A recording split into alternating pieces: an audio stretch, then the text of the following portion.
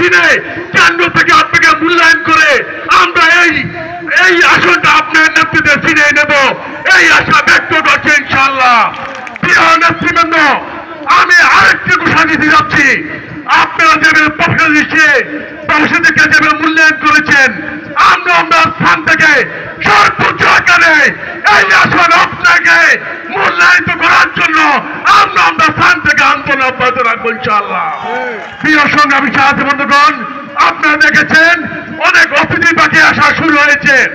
আমরা 2001 সালে যেভাবে অতিথি পাখি এখান থেকে বিতাড়িত করেছি, ইনশাআল্লাহ আবার এটা প্রমাণ করবো আগে চৌধুরীর নেতৃত্বে প্রমাণ করাবে ঐক্যবদ্ধ, এবং আমরা আগামী দিনে সংসদ সদস্য হবে আগে চৌধুরীর আমরা সংসদে পাঠিয়ে হবে ইনশাআল্লাহ।